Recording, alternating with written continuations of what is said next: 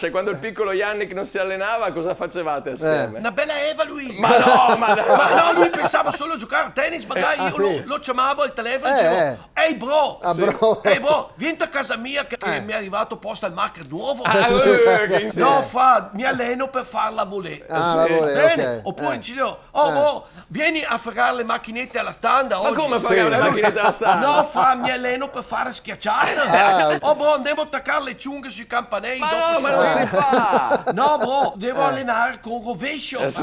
Oppure una volta ho detto, vediamo se viene sto giro. Ho prenotato campo dalle 3 alle 4. Vieni a fare una partita di tennis. E lui mi ha detto, no, mi arriva a posta al market nuovo anche a me, così mi alleno col dritto. Ma per piacere, ma no!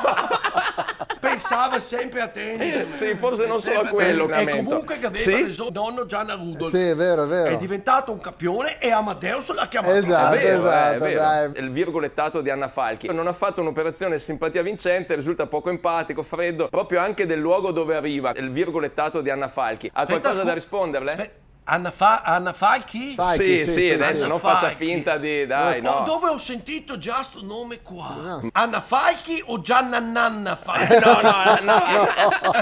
No, in quale università insegna lei? Ma no, dai, adesso non faccia... Che medicina ha scoperto? Sì, Anna ecco, Falchi? ha scoperto Quali niente. nome, Oscar Tenegati?